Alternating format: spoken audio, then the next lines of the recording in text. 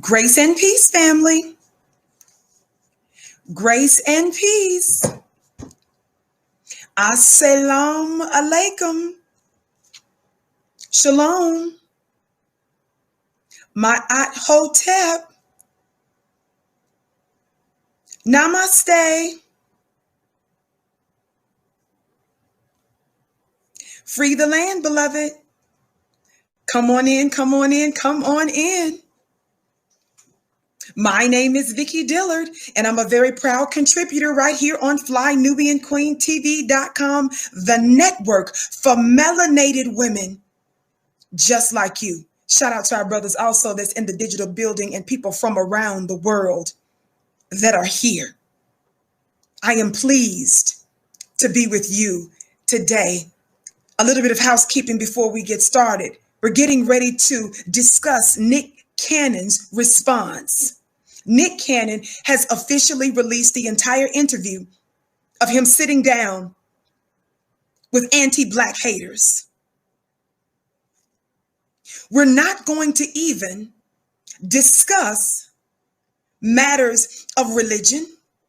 Somebody talk Black to me in terms of explicitly to make it appear that somehow we are anti this, anti that, anti this, anti that. Oh, baby, we're going to get to the root. Somebody say the root.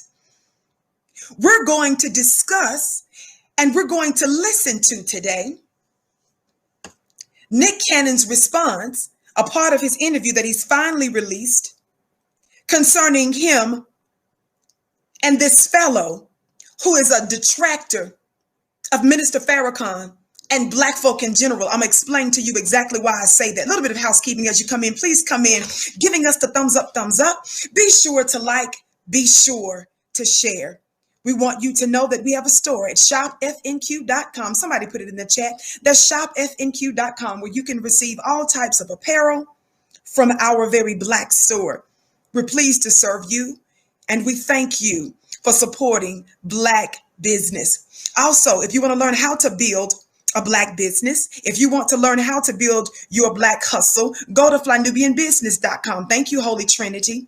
I bless your gift 1,000 words, and thank you for your kind words saying that I look very beautiful today. Thank you so much.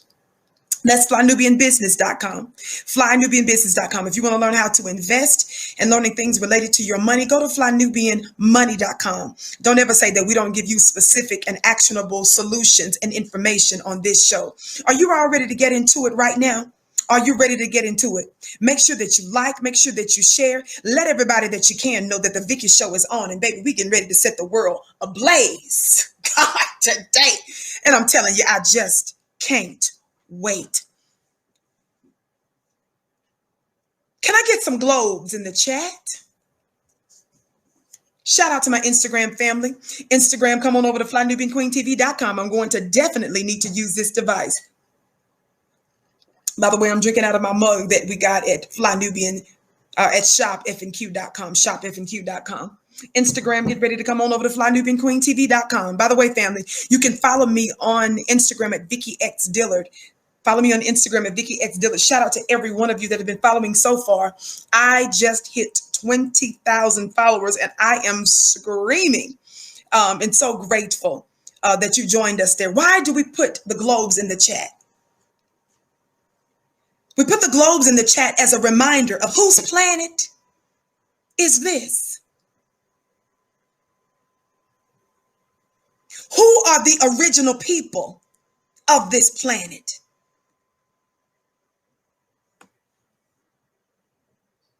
It's a factual statement that the Black man and the Black woman are the mothers and fathers of civilization. We know this to be true, and it is confirmed by other white scholars like Mendel and Leakey, and even some of your more modern scholars. Why is that important to know? It's important to know because they didn't teach us that historical and scientific fact. Somebody talk Black to me. Nobody told us that the red man, the brown man, the yellow man, and the white man came from us. Nobody told us that we are the mothers and fathers of mathematics, inventions, the sciences, philosophy, architecture.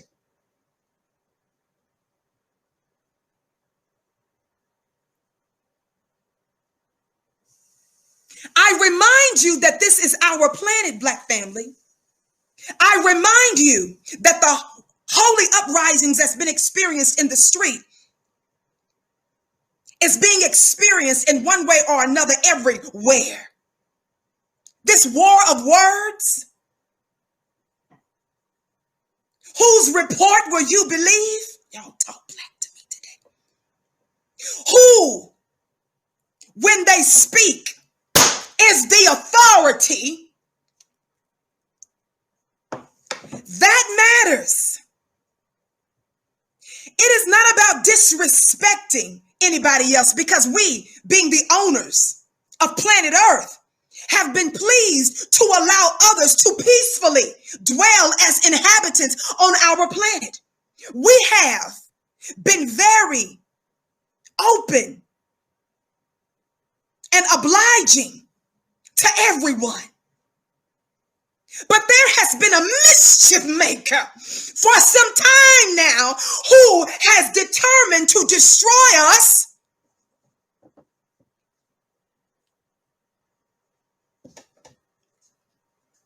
And now that we know our true lineage as the original man, we're about ready to serve eviction notices for evil and for white supremacy. We're about ready to serve an eviction notice off of our planet for the bloodshedder. Y'all better talk black to me. And so Nick Cannon speaks, and he sits down with someone that's disrespected one of our own in a very explicit way. He sits down with someone that by extension disrespects Black people. But there are still, family, some lessons that we can learn from this interview. Are you ready to get into it? Thank all of you that are giving, Erica and others. I've failed to mention some of your names. Paul, thank you for your $50 gift. I bless it 1,000-fold. Paul says, thank you for speaking the truth. You're so welcome. But I'm going to be very circumspect in my delivery, family. And I need you to go with me and to trust how and why I'm doing it this way. I want to say that as a disclaimer, that the opinions that are shared in this broadcast for the Vicki Show are mine and not necessarily those of FlyNubianQueenTV.com. Let's get ready to get into it. Instagram, I'm looking forward to seeing you right now at FlyNubianQueenTV.com. Be sure to like and share. Again, family, you can follow me on Instagram at Vicki X Dillard. Follow me on Instagram at Vicki X Dillard.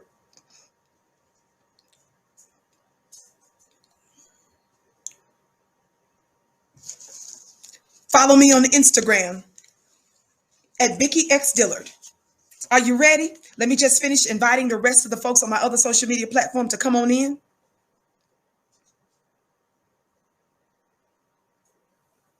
Thank you so much.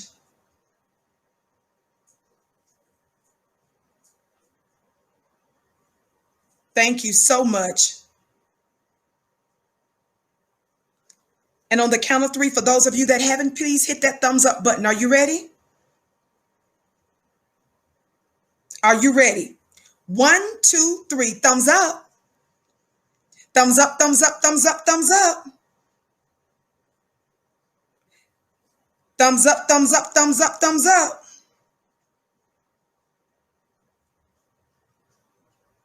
Thumbs up, thumbs up, thumbs up, thumbs up. If you are watching us on FlyNubianQueenTV.com, if you happen to be watching us on one of our other platforms, please right now like, share, and subscribe. Please like, share, and subscribe. I must tell you, as I'm preparing to cue some audio here in just a moment, I must let you know, remind some of you that I did a show some days ago celebrating, bowing to my brother Nick Cannon when he showed extraordinary Black God masculinity qualities when he pushed back on Viacom, calling themselves firing him.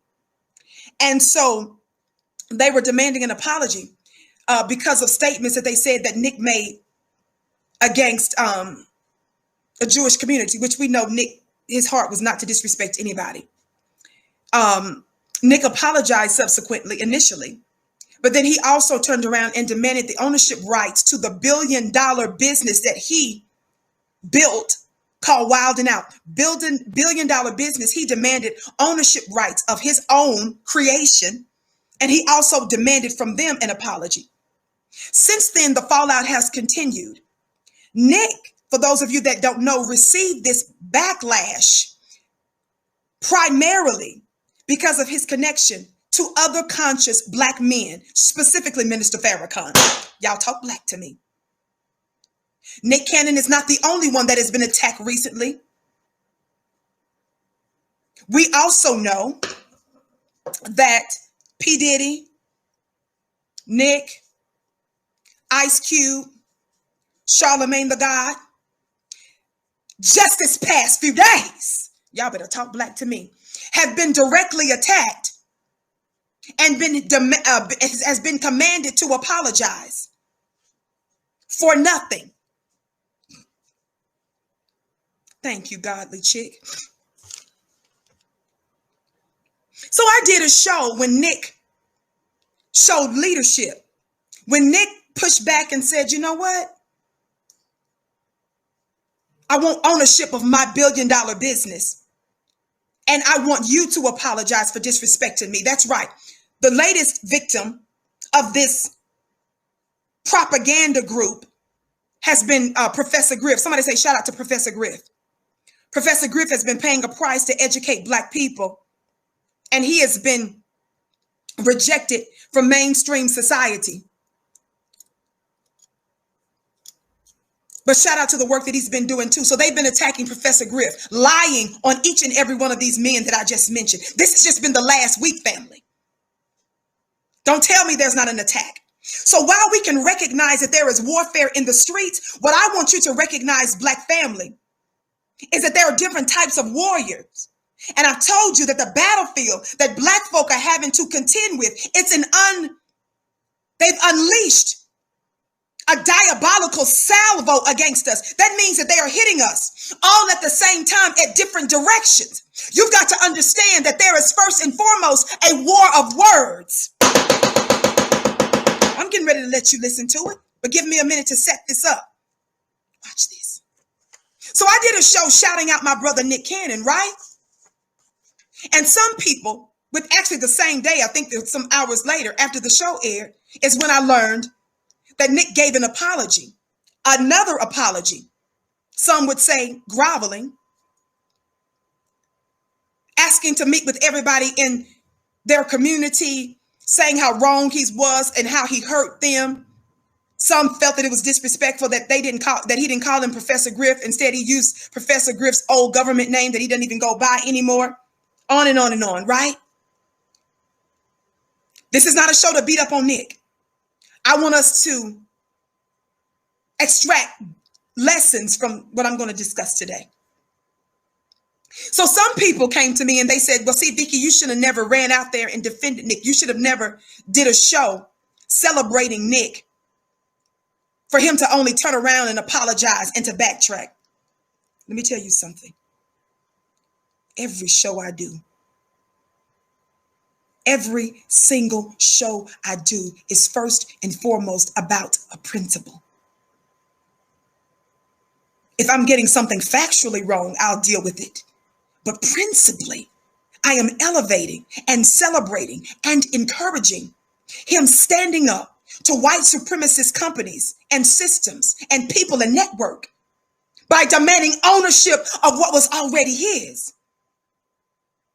And number two, causing an upset by demanding first and foremost that they apologize also to him for slandering his name. That I will never apologize, and I was exactly right to do it. I want to encourage those type of behaviors, so I elevate and I highlight issues that I seek to see more of. Don't ever get it twisted. It's not an individual man. Watch this. So with that being said,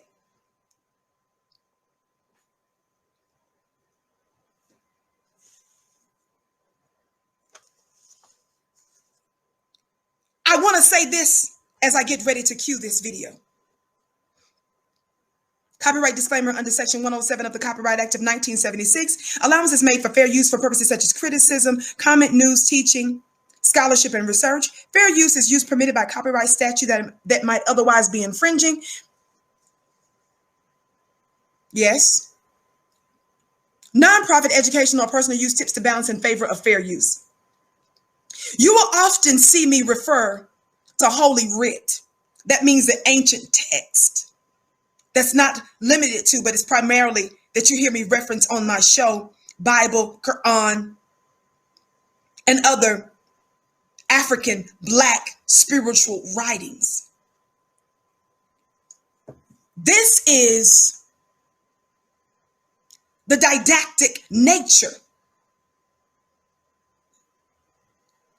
the pedagogy, the way in which I teach.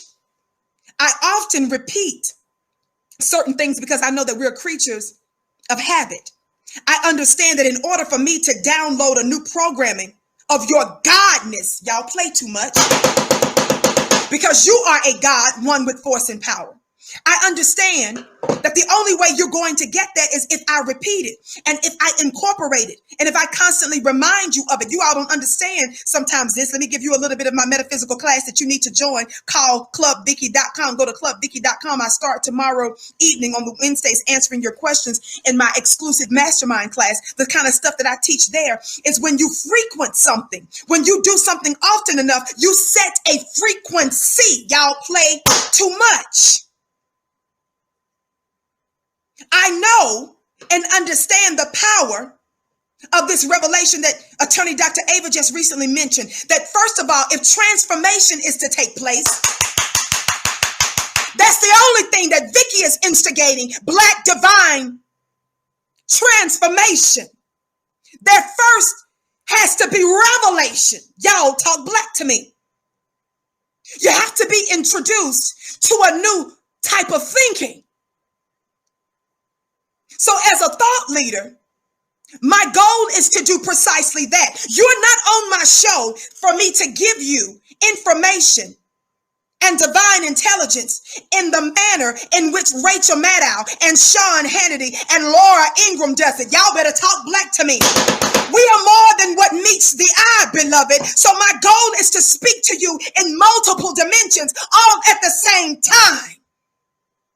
So bear with me when I am incorporating this intelligence that comes from Black writings, just because our open enemy, the racist white supremacy, has managed to miseducate you about your own holy books because they tamper with the books, doesn't mean we throw the whole thing away. There are diamonds in there for you because your ancestors left it for you as intelligence so that you might have the advantage. No army, no nation is any good without a proper and important intelligence agency. We can download information through prophetic scripture. We can download information through divine dreams. Y'all better talk Black to me. We can intuit. That means that we can pick up stuff in an unseen realm that is very relevant in the seen realm when we activate and act on the thing that we've got from that other dimension. I know some of you feel like that spirituality and religion, Black man, has nothing to do with you. The problem with that mindset is because you're unfamiliar and you don't know how to code it. You don't know how to decode divine algorithms. You cast it away. Let me help you understand something. The reason why I always go to divine intelligence is number one, because I eat the word and then it turns around and it consumes me. And secondarily, as I begin to study the word,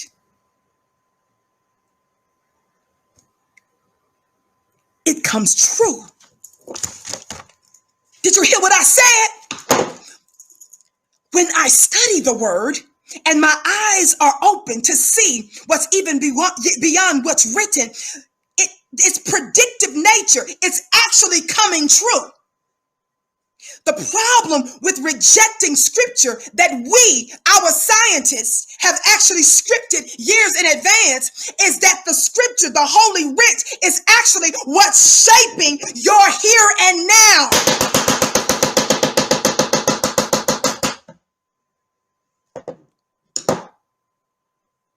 So it's a war of words. Let's get ready to listen.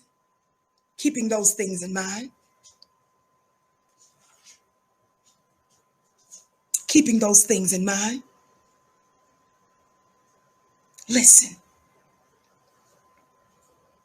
to a bit of this interview. Nick Cannon sits down. I'm cueing it right now. With Rabbi Abraham Cooper. Rabbi Abraham Cooper made some extraordinarily disrespectful and disparaging remarks about Minister Farrakhan. And by extension, us.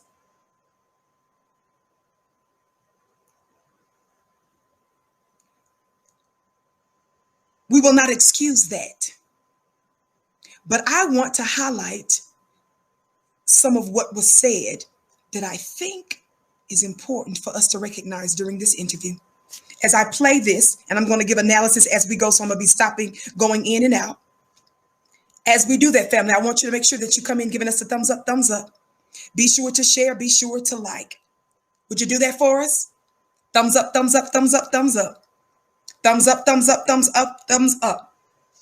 We're listening now to Nick Cannon, who sat down with some contrary voices of Black people.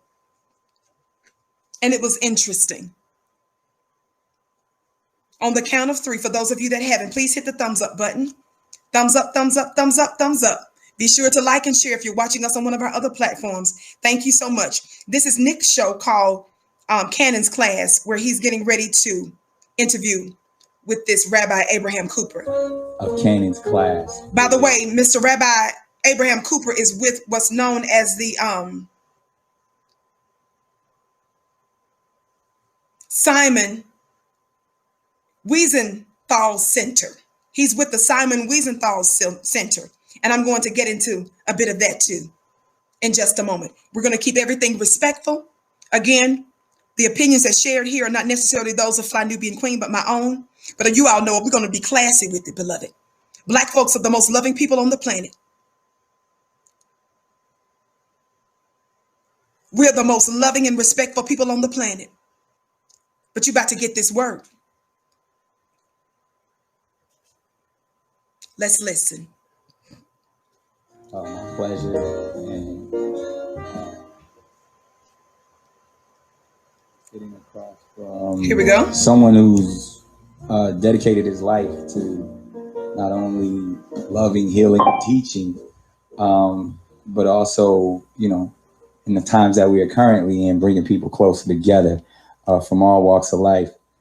But he has some accolades that we'd be here all day if we started to list them all. But currently the director of global action at the Simon Wiesenthal Center. Don't forget the name of that organization, the Simon Wiesenthal Center. Rabbi Abraham Cooper. How you doing, sir? Doing fine. Even in COVID, we shaking. We got hand sanitizer. We checked our temperatures and everything. We can't really tame former New Yorkers. I would say from the streets of Brooklyn, right? That's right.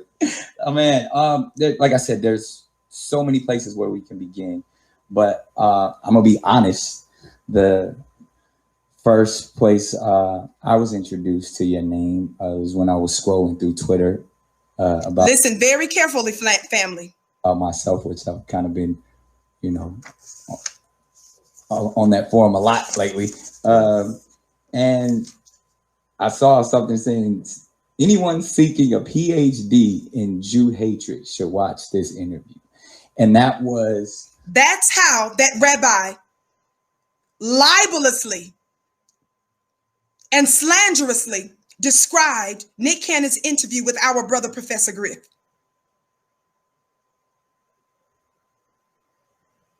I'm going to tell you right now, Black family, in advance, that before the show is over, we are demanding from every single one of those social media platforms, particularly Twitter, where he put that out from the Simon Wiesenthal Center. Let me pronounce it right. Yes, Wiesenthal Center.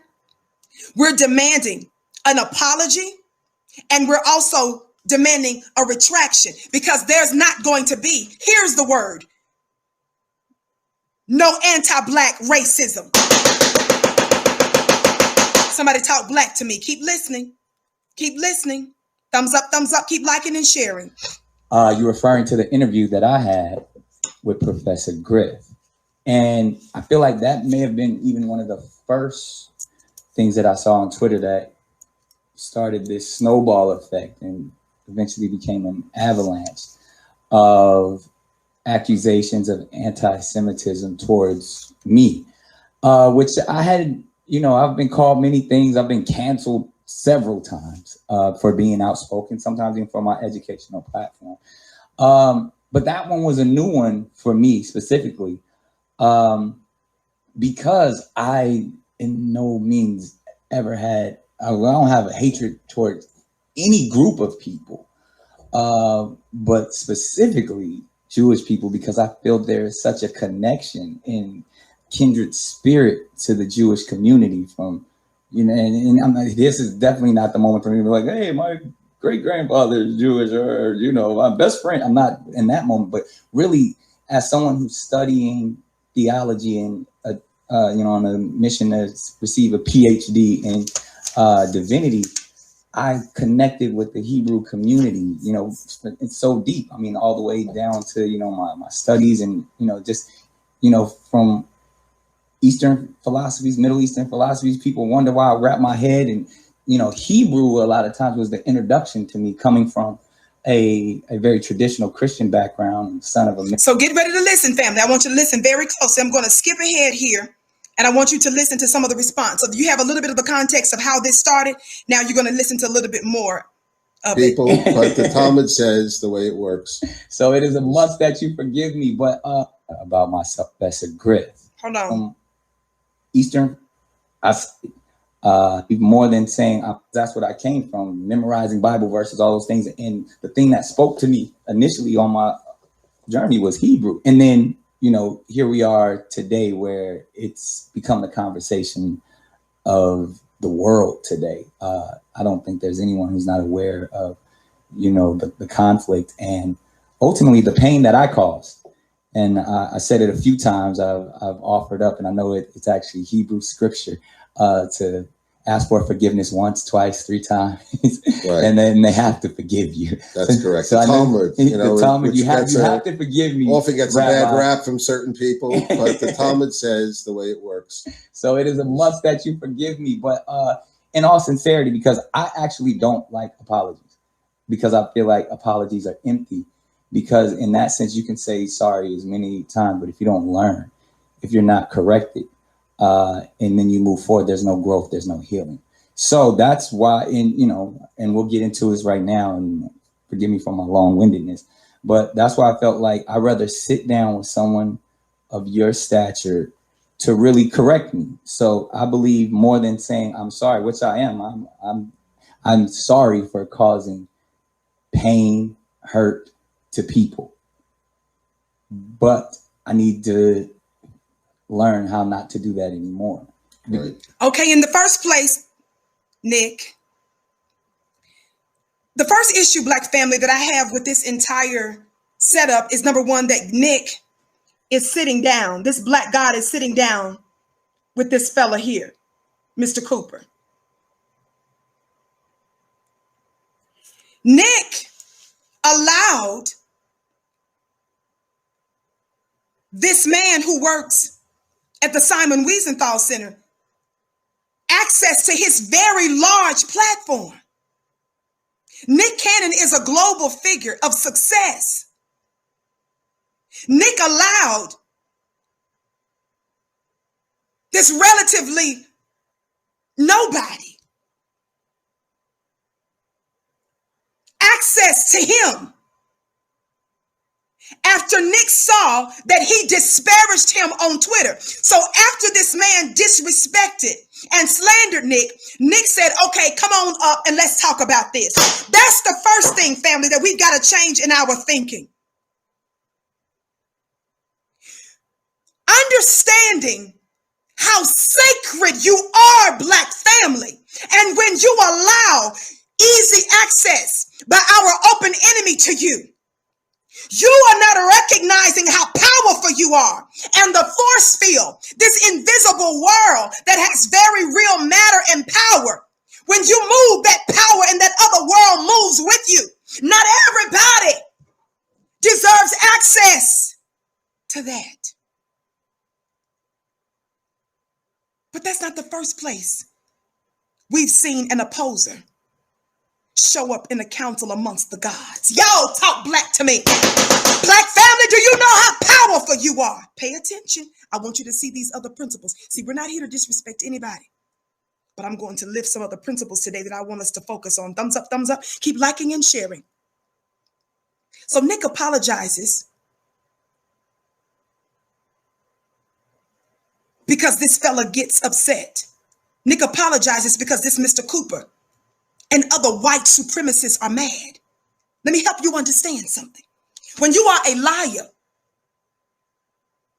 those who don't like Black people, those whose ancestors and present current individuals who are no better than your fathers, those of you who are no better than your mothers, who are responsible for Black oppression, you bloodshedders, of course you're going to be upset when we begin to call your oppression of us out, and when we begin to highlight traits of your anti-human behaviors. You're supposed to be mad. Let's get that straight. Now that we've gotten that straight, you've got to understand, as powerful as you are,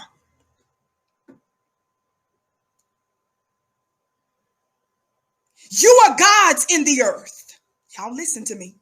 I need y'all to hear where I'm going today. To be in the presence of a Black God of Nick Cannon's stature, Nick considered it to be a pleasure to meet with him. But it was, in fact, us allowing this stranger, are y'all ready for this, into the Holy of Holies. It's your pleasure to be in our presence. Y'all better listen today. Thumbs up, thumbs up. Thumbs up, thumbs up. Keep liking and sharing. On the count of 3, hit that thumbs up button if you're watching on FlyNubianQueenTV.com. If you're watching us elsewhere, be sure to like and share. 1, 2, 3, thumbs up. Thumbs up, thumbs up, thumbs up, thumbs up. There's a protocol to this thing. How many of y'all understand protocol? There's a right way to approach things. How many of you all know that in the military, there's a such thing that's called the rules of engagement?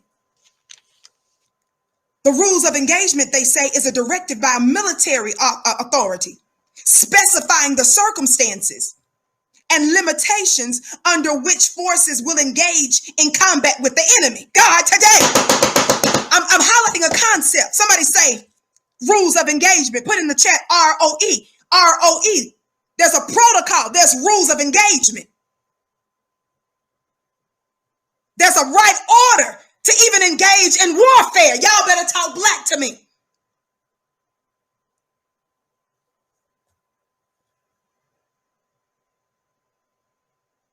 The disrespect that this rabbi shows to Minister Farrakhan is proof that he's violating Black protocol. As Dr. Wesley would say, Black God protocol.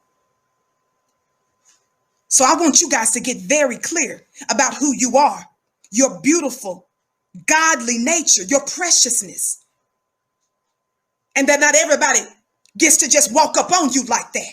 Listen, I'm getting ready to go back to the video in just a second. So the first issue that I have is the fact that Nick even met with him. Number one, you should be thankful that you're even in the presence of greatness.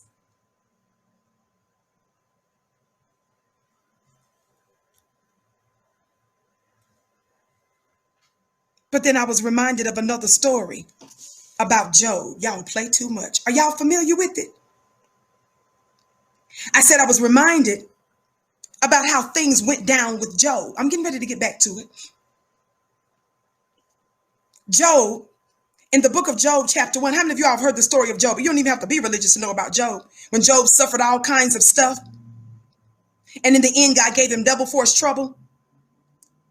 The enemy infiltrated his home. He lost his family. He lost his loved one. He lost his prestige, his status, his wealth. Are y'all hearing me today? But one of the things that it discussed is that before the enemy, in the Bible, it says Satan, before Satan was allowed, before Satan attacked Job, little did Job know that there was a conversation that was going on. Y'all better talk black to me. In Job chapter 1, it says that Job was that man that lived in the land of Uz, U-Z, whose name was Job. He was blameless. He was upright.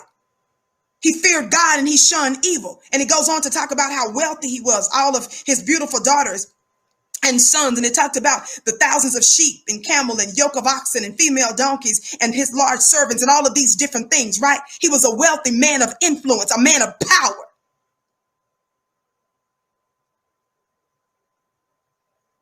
It talks about how Job was attacked, even though he was upright. Y'all hang out with me.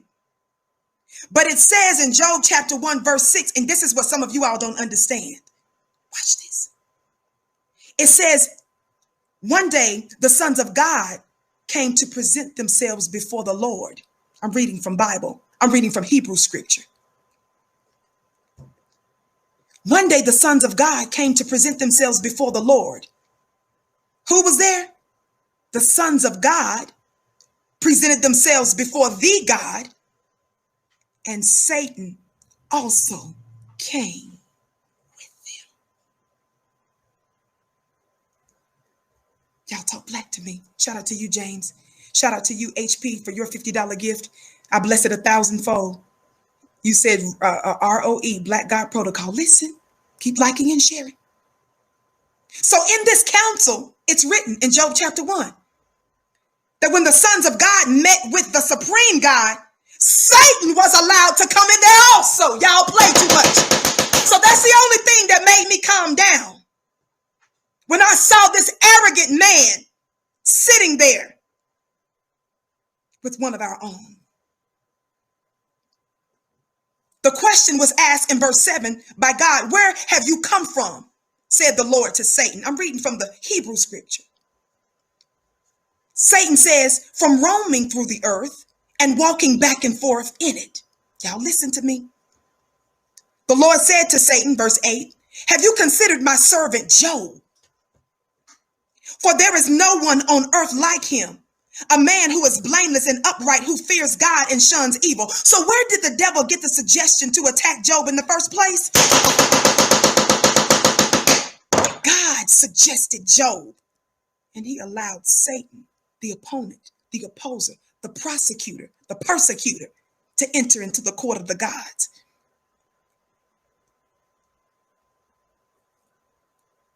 Satan answered the Lord, does Job fear God for nothing? Have you not placed a hedge on every side around him and his household and all that he owns? You have blessed the work of his hands, and his possessions have increased in the land. But stretch out your hand and strike all that he has, and he will surely curse you to your face. In other words, Satan was trying to say, I've already tried to infiltrate this righteous man, this wealthy man, this black God who's filled with influence and power in the earth. But there's a hedge of protection about him that I can't infiltrate. But it was only by God's permission that Satan was even able to infiltrate. So I'm just going to say, for the purposes of the show, we're not going to call this fella Satan. We're going to refer to him as an opponent. Y'all stick with me. He didn't even have any right to be in the presence of one of our black gods. But because God is working a purpose in it, I wanted to just provide you with that analogy, with that story. Thumbs up, family. Let's get back to the list. Let's get back to listening. And that's why I appreciate this discourse. We've already talking, but we're gonna get to it. But my first question for you is, how did we get here? Listen, family, this is very important. He says, how did we get here? Shout out to you, LaTanya, for your $100 gift. I bless your gift 1,000-fold. Thumbs up, thumbs up, thumbs up. Thank every one of you that's supporting Black media. You're not going to get this on Fox News, ABC, CBS, NBC, MSNBC.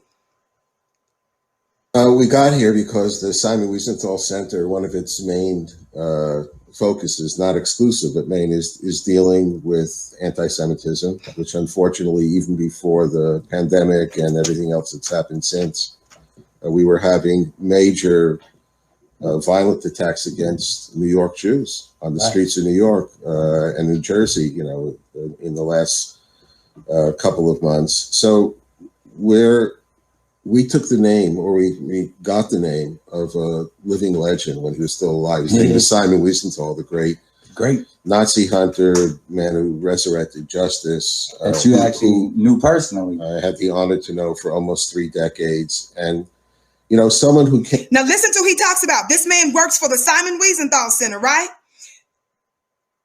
The man who that organization is named after apparently is no longer alive, right? Black family, we don't even need to get into religious titles. Our focus is on anti-Black racism. Somebody put hashtag no anti-Black racism. Listen. But he mentions this Wiesenthal guy saying that they called him a Nazi hunter. He's bragging about this man whose organization he works for, this man he considered to be a mentor. Someone that he said he knew for 30 some odd years, who they considered to be a hero, right? This man who stood against bigotry. This man who allegedly stood against bigotry. This man who allegedly stood against racism and injustice, right? Listen. Came from a group, the survivors of the Nazi Holocaust, 6 million Jews. He lost 89 members of his family. Wow. He was too weak to stand when the American troops in Mauthausen came. He weighed 90 pounds. Wow. You know, I don't like talking about victimhood and victimization, but if there was ever a group of people who had the moral right to say the world is horrible, they knew what was going on, they did nothing, it was the people who stumbled out of those camps. And amazingly, people like Wiesenthal and the others, that generation bestowed a special gift to all humanity because they re-embraced life. Right. But when you take the name of a living legend, and I remember when Rabbi Marvin Heyer is the founder and dean and CEO of our place, he went to Vienna. That's where he set up shop, right? He went right into the heart of the Nazi land. Wow. And went to see Mr. Wiesenthal and said, you know, King Solomon, as you know, famous statement says that a good name is more precious than oil. Mm. Okay. Right. Right. And so I'm here to take a good name. All right. I said, well, what do you mean? Why? You want to build a museum. So if you're just going to build a place where people reflect on what happened back in the Holocaust and maybe say the memorial prayer, the Kaddish twice a year, beautiful. I'll give you a... He's taking too long to get to where he needs to go when Nick asks him a simple question, right? He asks, how did he get here? But he invokes the name of this Simon Wiesenthal guy, the organization that he now apparently works for and with, right? They're hailing him as some kind of hero, right? This anti-Nazi, pro-justice guy, right? Let me tell you something, Black family. We have discussed how white supremacy is in every area of people activity. It's in all religions. It's in Wall Street. It's in Main Street. It's in government. It's in the White House. It's in the judiciary. It's in law enforcement. It's in the domestic realm. It is international. It is in agricultural. Somebody talk Black to me. It's in education. It's in the military. It's in every area of life.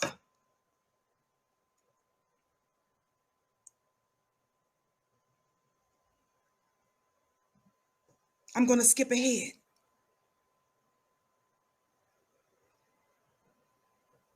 Well, turns out I had something to do with a generation ago. Yeah, we're going to get into that as well. And a younger, better-looking guy just parroting the old Farrakhan lines. Now, and I understand... Do you hear him?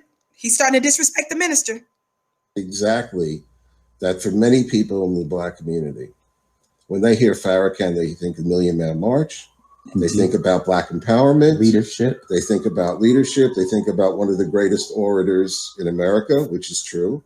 Very true. What we think about Farrakhan is a person who has invested a lot of his energies in the hatred of the Jewish people, who's insulted us, said Hitler's a great man, I practice a gutter religion, in some ways really inexplicable. And these are themes that, as I mentioned, he's one of the most honest people in America because he's never changed. Let's stop right there. I'm gonna let you, no, actually, I'm gonna let you listen to the rest of that. These are themes that he brought to Los Angeles in 1984, and which are repeated very often in his Savior Day speeches,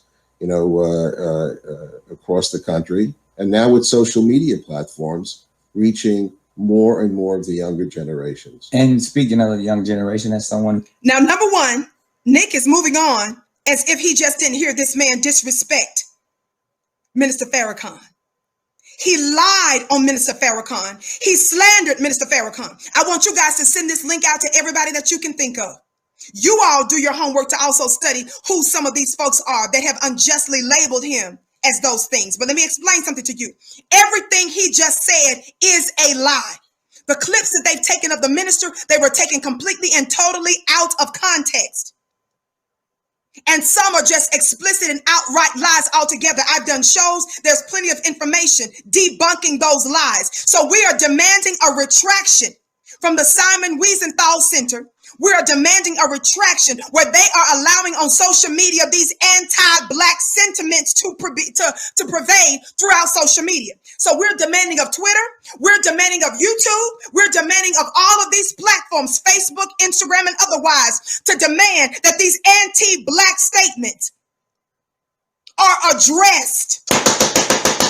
Somebody talk Black to me.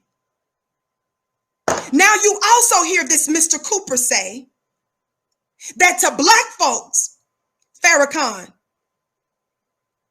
is an upstanding man. Farrakhan, you think about Million Man March, you think about all of these wonderful things. He said, but to us. So Black family, the question is, whose report do you believe? The question now is if he's saying, well, y'all see him as this, but we see him as that. The question is, whose report are we going to believe?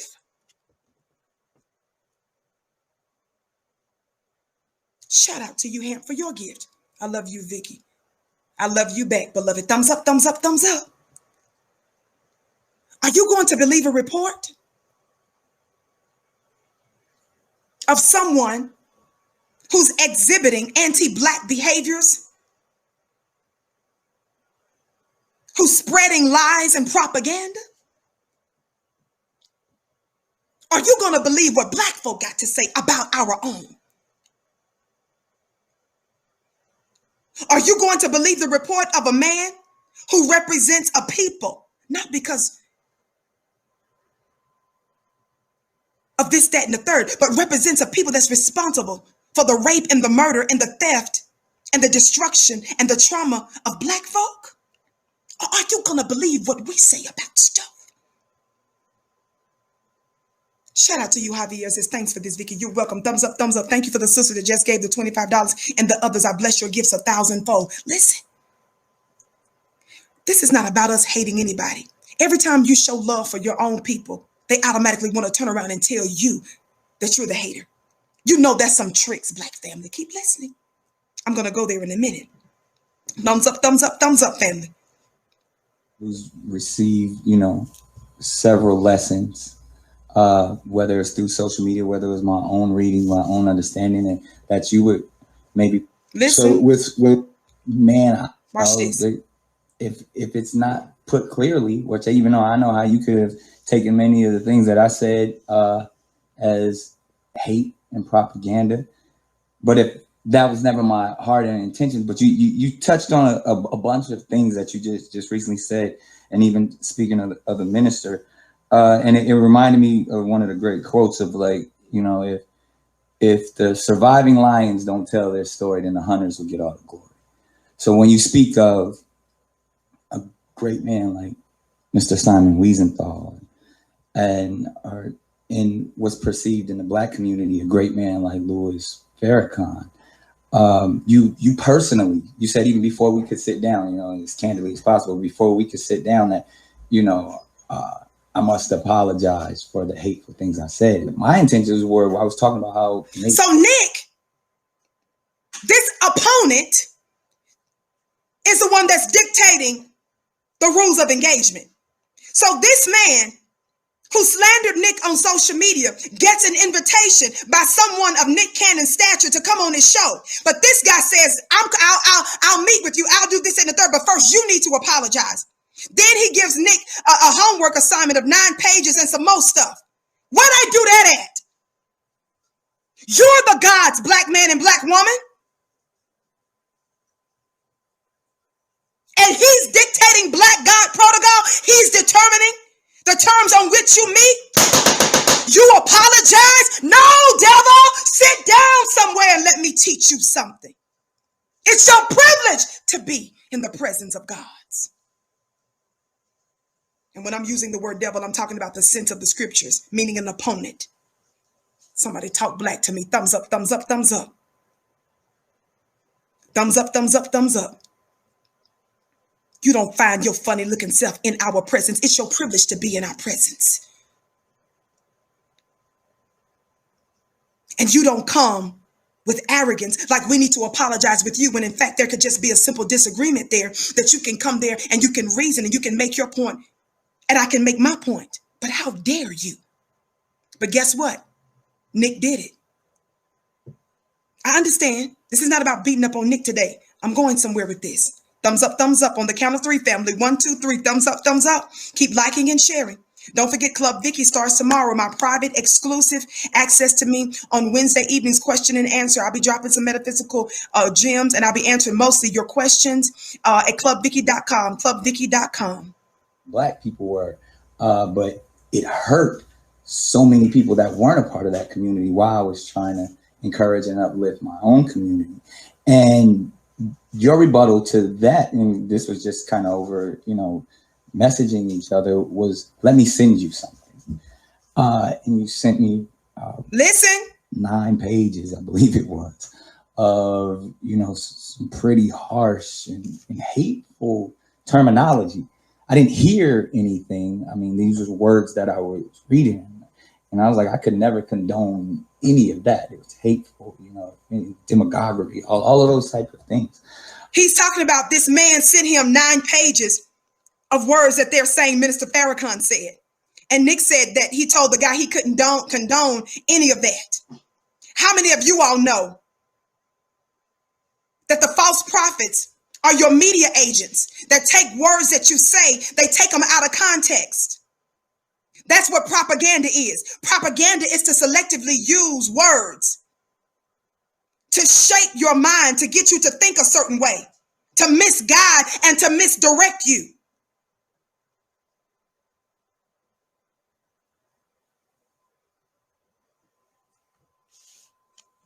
And imagine, not even just as a rabbi, but imagine that as a member of the dominant society, white supremacy society, who's responsible for black folks' 465-year Holocaust. Imagine hearing from a member of the group that's responsible for your near 500 years of oppression telling you read this and apologize for that. How dare you?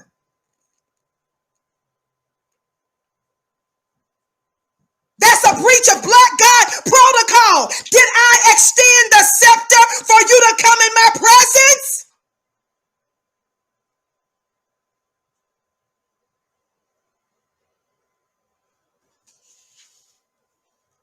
There's some other gems that's in there. This is not just about beating up on Nick, but I want to let you know something. Nick still provided something that's very important in this war against black people. The elevation of the conversation of identity. The elevation of this topic of white supremacy and dealing with the root of it. Do you all understand that the reason why Minister Farrakhan receives disproportionate persecution and hate? I'm going to say it again. I said, do you know the reason why Minister Farrakhan receives disproportional persecution and hate? Is because he's identified the root of white supremacy. Some of you all are seeing the fruit of it, and you're fighting fires all over the place. But he is hated in a way unlike anybody else for longer than anybody else by some of the most powerful forces. Because he has identified the root. That's for another day and another time. Just keep that in mind. Thumbs up, family. Keep liking and sharing. Don't forget you can follow me on Instagram at Vicki X Dillard. Make sure that you've all subscribed too, by the way. Listen. But even in that, I could send you 9 pages. I could send you 90 pages of wonderful things from my perception, from what I was taught. Like you said, that's the only man I know who has ever peacefully brought together 1 million Black men at once for atonement. And when we speak of atonement, yes, this is what we're here for. When yes. If you know the definition of atonement, to right the wrongs of, or for anyone that you may have upset or hurt, that's what atonement is. And I feel like this is an atoning moment. But then I had to go in because I'm not here to protect anyone else or only have this relate to. And of course, one of the reasons why. Listen, I'm skipping. But it's harsh and hateful terminology. Shop or over dinner. That's right. One thing. Right. But watch this, y'all. As we spoke about the feathers. All of those like harsh, and they thought I was being this part is very important. I need you all to hear this. We're learning tactics of those that are against Black thought, those that are trying to censor Black thought, Black liberty, Black progression. Listen to this. You know, anti-Semite in that sense, because it doesn't matter what my intentions were, it still hurt an entire community. You know, part of what's going on here, of course, is a generational difference. Let me explain why. The notion of self-discovery, someone who's serious enough to want to look into many different faiths and religions and self-awareness, it's important to someone like you. All of those things, including maybe the discussion that you had with Griff, mm-hmm. you had it in a coffee shop or over dinner. That's right. One thing. Right. But as we spoke about the feather story, yeah, you're in a totally different level. I got to be responsible for all the feathers that I put out there. Right. You're studying and discovering in real time. Yes. And did you hear what he just said? This man is upset. He's told him he's trying to tell Black gods, you're trying to tell your mother and your father what to do. He just told him that your conversation with Professor Griff would have been okay if you had it at a coffee shop. Who are you talking to?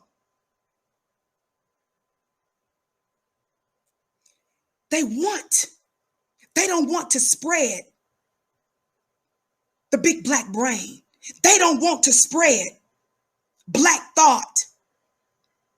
They don't want this idea, this notion of Black identity and exposing the very diabolical nature of those who brought us, kidnapped us, tortured us, murdered us, raped us. They don't want that exposed. He just sat there and said that it would have been okay if you had that conversation in a coffee shop. Let me tell you something. You all know, some of you know that I've had the privilege of receiving a personal invitation to the Honorable Minister Louis Farrakhan's 4th of July address to the world. I did all my medical stuff, as much stuff as I possibly could. And my mother and I received an invitation, and I was permitted to be on the grounds where this was going on. The farm, the garden. And I actually saw Nick pass by us, and I pointed him out to my mother. I said, oh, that's Nick Cannon right there. Watch this.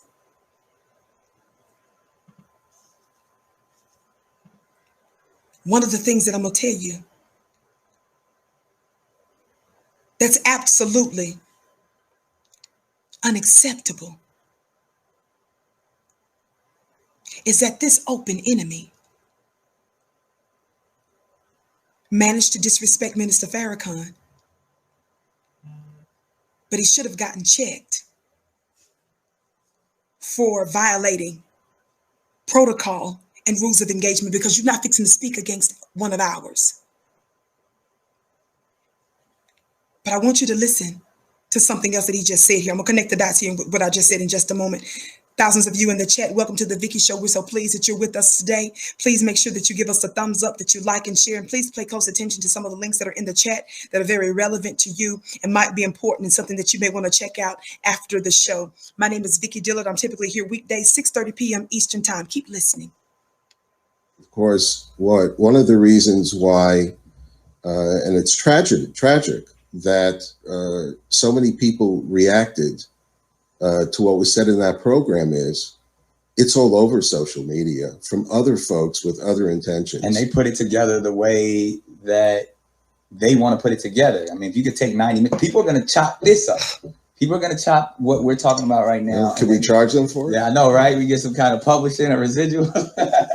But it's going to be one of those things where... What you mean, can you charge us for it? I'm chopping this thing up and I'm saying, Taylor, you, Mr. Cooper, you finna pay me. Somebody talk black to me.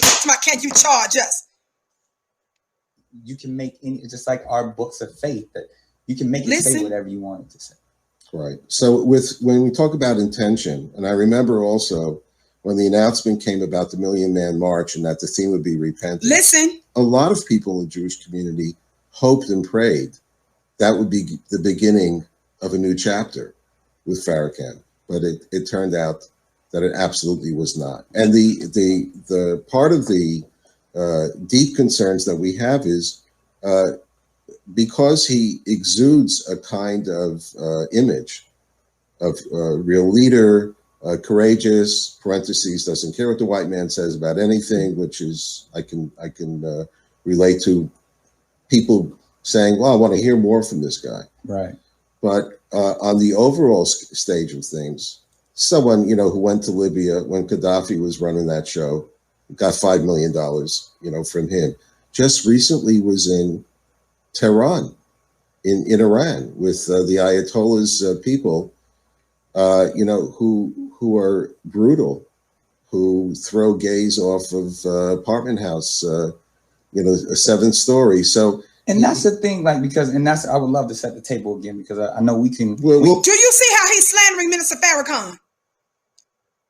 Sees himself as a world leader, blah, blah, blah. Listen, y'all, keep listening. Thumbs up, thumbs up, thumbs up. We'll reboot it another way. Just to finish the thought, though, on Farrakhan is he sees himself also as a global leader. And more often than not, we see him sort of showing up with folks who really hate America and maybe the idea of America. And that's also a source of concern. And that's the thing, and that's what I'm... He said that Minister Farrakhan sees himself as a global leader. How condescending. Do you see how these white supremacists, and that's what this little Cooper guy is, this weasel from the Weasel Center, Wiesenthal Center, this weasel, he says Minister Farrakhan sees himself as a global leader. With your funny looking self, no, the world sees him as a global leader, as more than that, because he's that and more. You don't have the power to label and restrict who belongs to us. You want to control the image. You want to control how folks are seen. You're trying to limit their power. Did you guys hear what he just said when he said to Nick that your conversation, Nick, that you had with Professor Griff would have been okay if it was in a coffee shop? They're trying to control what you hear, Black family. Why is it that they don't want you to listen to your own people? Why is it that they don't want you to listen to your brother who knows all too well about white supremacy, who understands the hell of the Black Holocaust? Nobody understands our plight. There is no comparison because nobody has been treated in the savage and diabolical manner in which we have. Nobody has experienced some of the most inhumane treatment like we have for longer than we have. We're the people, unlike them, that has never received reparations. God, today, we're the people that are still experiencing oppression, theft, murder, and being thrown into concentration camps and prisons. And those that were known as concentration camps, like in Mississippi and beyond in this country. We're the only people that haven't received repair and that's still enduring oppression and the Black Holocaust as we speak. You better sit your funny looking self down. You're in the presence of God. So we're going to forever keep you in check. Somebody talk black to me. Thumbs up, thumbs up, thumbs up, family. Keep liking and sharing. Say about just kind of back up and have a bird's eye view of even what we're discussing when you say the words hate. And this is just my personal beliefs. And as a spiritual man, I would think you would probably watch this. I'm skipping. Listen to this part. And I only can make I cannot get these in the room. Children can't. Watch this. Example is because when I look to a patriarch in the Black community, and we don't have a lot of leaders, I can count them on my hands. If someone tells me that this person is, you can send me whatever thing you say. If you say, nah, I don't agree with that. My dad said that, nah, I'm not rocking. But I'm not in the position as a human being or as a spirit, embodying this human uniform, this flesh suit I got on. I don't have the power to judge or condemn or throw away any human being. And I only can make my assessments off of what I know. And when I think we'll go back, we'll talk about Dr. Martin Luther King, who to me was an amazing man. Malcolm X, these are men, Muhammad Ali, amazing men. But these are people, this country called Martin Luther King the most dangerous Negro in the nation. They labeled him as— They didn't just call Martin Luther King the most dangerous man in the nation. They also called Martin Luther King anti-Semitic. Did you all know that? They also called Angela Davis anti-Semitic in recent history. They also called Marcus Garvey that.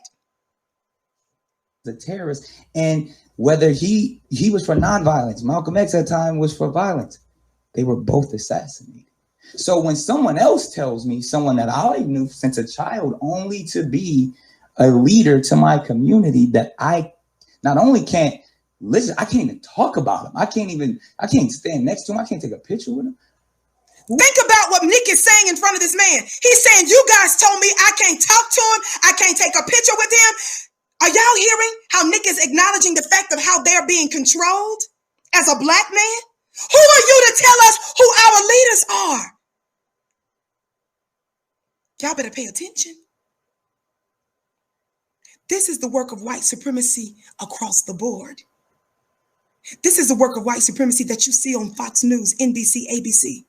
This is not just about a religion, but we're certainly highlighting the fact this is talking to one of the teachers of a religion right now. But I'm trying to let you guys know how it is absolutely unacceptable. Because you say something is true doesn't mean it's true. Keep listening. Am I to believe? If somebody told me that, I would be so confused. Watch this. So, in that same sense of someone who I know is about loving, understanding, and healing, my question would be, and I've heard the same thing from him, and I would love to hear what you would say when it comes to atonement, repentance as loving spiritual people. Watch this. I've been through these cities, like South Central LA, Compton, handing out free food, knocking on doors during the times of COVID, giving toilet paper with the Nation of Islam. With the Nation of Islam. But I'm on the board of St. Mary's in New York, Children's Hospital, where my personal friend, a rabbi, we go from room to room, children can't. I know beautiful, amazing men who have completely different walks of life. And I'm like, why can't I get these two groups together to speak? Why is there so much division where— Nick, let me answer your question. Nick just said, why can't I get these two groups together? Nick, you know the answer to that. It's not because Black folk, Minister Farrakhan, and the Nation of Islam refuses to sit down. I cannot stand when somebody's involved in an argument. I've been in plenty of disagreements and debates over the years of my life. And it gets on my nerves when people say stuff like, well, both of y'all need to just come together and both of y'all need to make it right. No, if that person is 88% wrong and I'm only 12% wrong, don't act like it's equal. That means you're lying. Nick, the reason why, and you know the answer, Nick, the reason why they can't come together is not because Farrakhan, Minister Farrakhan, and the nation, his researchers and his team are refusing to sit down and to prove the point. They openly asked for a public debate. They refused. Don't mix us with this opponent. Call them out and say, you refuse to sit down. You are making these allegations that you're refusing to prove with evidence. These people are saying they're willing to come to the table. They're willing to openly debate this. They're saying, bring your people. We'll sit as men. We'll sit peacefully. We'll do it in a civil manner. But you guys are ducking behind your own tails. You're running from the debate. Why?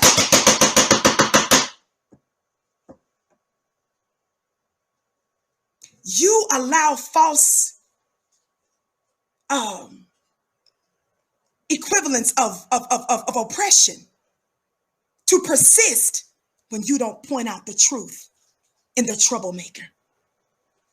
You all saw that I did a show the other day where I read from you an article, and there are clips out there where Minister Farrakhan officially and formally said it in a public fashion a few years ago. They've been willing to sit down with them, though, for decades. But they were official with it a few years ago. And none of them have taken him up on the public showdown.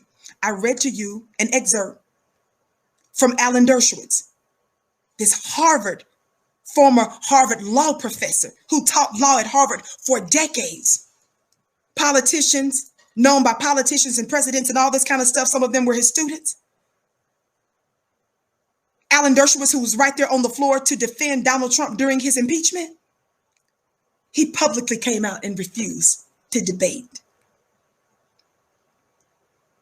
Don't let him get away with lying. If you're telling the truth, and if what you say in terms of accusations are true, then you better be able to defend it. Only a slave takes your word for it. And baby, we're not in a slave master relationship no more. When you say something, it doesn't mean it's true. You're going to have to come to the table with some receipts. If you got the truth, baby, you better prove it. Somebody talk black to me. Thousands of you in the chat live, and perhaps tens of thousands of you will watch it later, not only on this platform, but several of our others. We're so pleased that you've tuned into the Vicki Show. I'm typically here weekdays, 6:30 p.m. Eastern time, right here on FlyNubianQueenTV.com. I'm going to ask that at the bottom of your screen, you hit the share button and that you share this show out. Let everybody know that the Vicki Show is on. And after it's over, I want to also make sure that you like, share, and subscribe. I'm probably going to do a part 2 of this, but let's keep listening so far. Don't forget, I start up my question and answer again tomorrow. It's going to be an ongoing thing every Wednesday evening. The details are available for you at clubvicki.com. I think it's 9 p.m. Eastern, 9 p.m. Eastern on Wednesdays, clubvicki.com, where you have access to me in an exclusive private mastermind class where I'm going to be answering some of your questions. I'll be answering your questions, and I'll be dropping just a few metaphysical gems, and we'll discuss that. Are you ready for that? If so, go to clubvicki.com. Keep listening. Loving spiritual leaders won't talk to each other. Right. So let me... Now watch what he says. Nick again is saying loving spiritual leaders won't talk to each other. Nick, that's a lie. Nick is saying some pretty good stuff on some of this, but Nick, that's a lie. You know full well the minister is willing. The minister has already made it clear that they're willing to have a public discussion and debate about this. Stop acting like both sides are equal. Because you let the open enemy get away with murder when you don't hold them accountable. It's the same reason. It's the same mentality and thought process of family members like Brent Jones' brother telling Amber Geiger, the white supremacist terrorist who murdered his brother. And after she murdered his brother, she was still sexting. After she murdered both of Jones, she was sexting. He said, I don't want you to do a day in jail. He says, I love you like I love everybody else.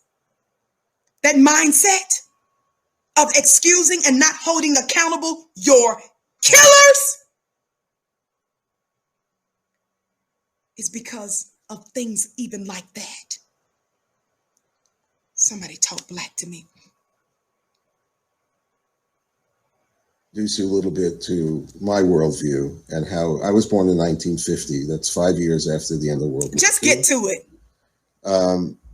During the Nazi period, that's 1933. When there he go with the Nazi period. When he committed suicide. Right. Now just listen to that. This man is talking about when he was born, talking about Nazi period. That's not what the question was. Why is it?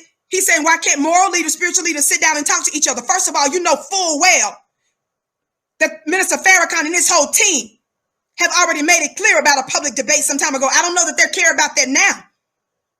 But we know that the other side will never show up. So let's be clear. We sitting there, listening to him talking about all this other miscellaneous stuff that's not answering the question. So he's evading.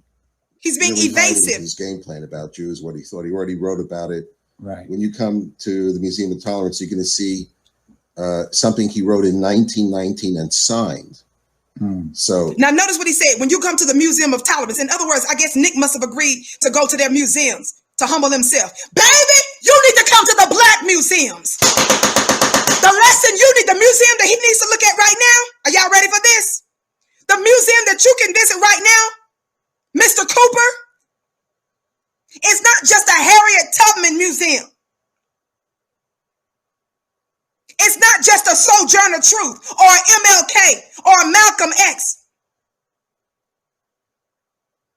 We can take you to a recent museum. You ready to hear this? I just heard spirit whisper it in my right ear. Y'all play too much. You know which museum you can go visit, Mr. Cooper?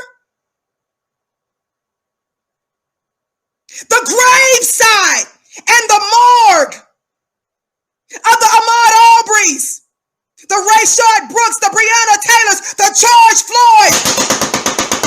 Go down to the examiner's office where their bodies were just laid.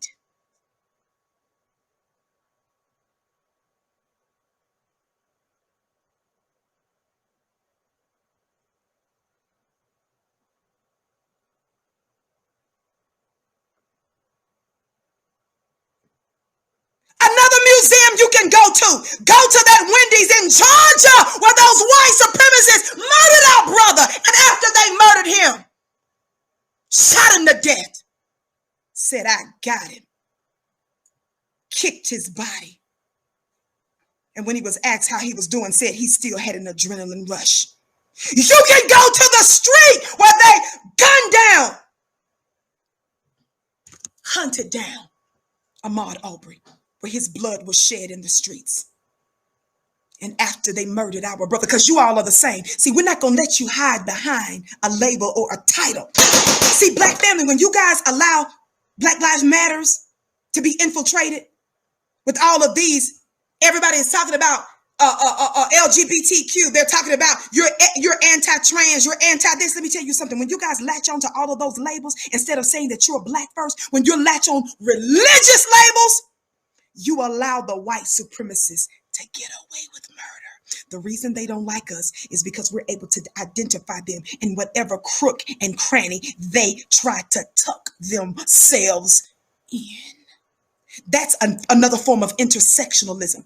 You know how they like to say the intersecting of all of these different grievances from different people. No, you ain't finna confuse nothing up in here. You're not about to amalgamate and make a cocktail of nobody's nothing. We stand alone. Nobody. #465. Please put it in the chat. We're not saying nobody else hasn't been through nothing before, but baby, the reason why you cannot compare it is because it's incomparable. For the reasons I just stated a few minutes ago. Number one, we're still in hell. We're still involved in the Black Holocaust, and we've experienced some of the most inhumane treatment than any other people on the planet for longer. And not only are we still dealing with the Black Holocaust today, Black oppression today, Black persecution today, Black tyranny today, we've not gotten reparations. You guys have. And moreover, America has not ceased and desisted her diabolical anti-Black terrorism.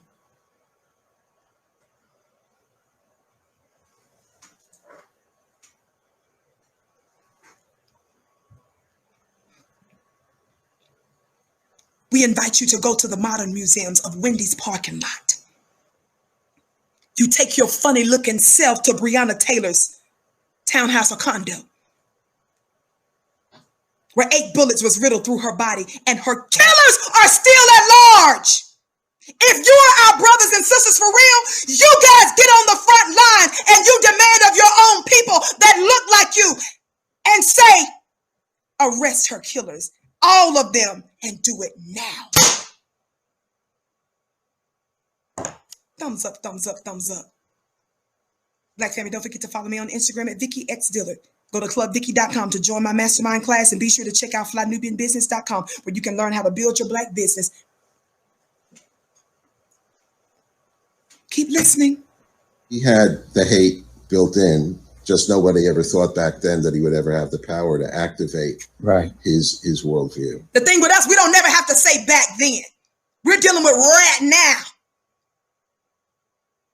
So my traditions, and which are not too much different than the traditions, they certainly have parallels in many similar roots of our parents and grandparents. And it's all Abrahamic. It's all, right. You know, we all respect the Torah. And we hope that Abraham is always forgiving us. We hope. For giving him a bad name. No, baby, I'm not wondering if Abraham is forgiving us. You need to be, don't confuse us with you. We're not oppressors. We're not killing and murdering other people groups and stuff. Don't get us confused with you. But we do hate evil. Evil is real power, and we do hate evil. And he's calling Minister Farrakhan evil, y'all. Because don't forget, the question that Nick asked was, why is it that you guys, then why don't you guys sit down together, right? Pay attention. We don't condone it. There are those whose religious faith or their spiritual approach is, no, you can't hate anything because it's going to, drive out darkness with light. Yeah, it's going to consume it. Right. But there are some times when you're confronted with absolute evil that you have to be lucky enough that... Absolute evil? Do you all hear? That's what he's talking about. He's talking about, in the context of this conversation, is he's calling Minister Farrakhan absolutely evil. Don't they have a hell of a nerve? This man who's murdered nobody, killed nobody, raped nobody, robbed nobody, raised up untold numbers of Black folks across America and around the world to build businesses, schools, farms, love on each other, adopting other Black children, manifesting righteousness in their homes, being good Black fathers, good Black mothers. This is who they're calling evil. If they're calling your good leaders evil, we got to start looking at you funny. Who told you that? We got to look at you funny. I'm going to get into that later. But Kareem's father's best friend. Kareem Abdul-Jabbar. Right. Now we're calling Kareem Abdul-Jabbar a bones and biscuits. Did you all know that Kareem Abdul-Jabbar with his funny looking self came out and did a bootlick piece? You know, he's trying to show his tail as a bona fide, certified, holistic, thoroughbred Sambo.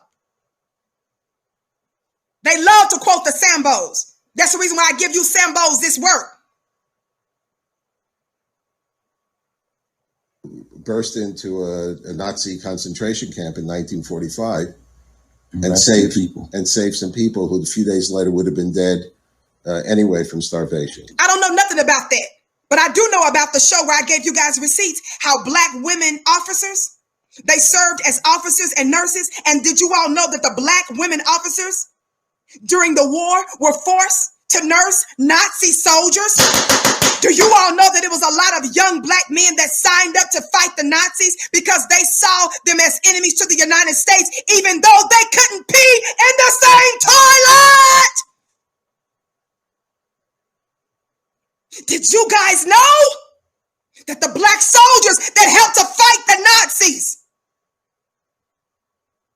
were not even able to eat in the same mess halls with their own so-called fellow white American soldiers, but that the enemies were in the mess hall eating together and giggling together?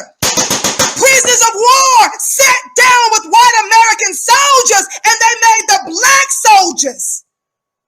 Get out. Don't you tell us nothing. Put in the chat. Black folk are forever and will always be uncheckable.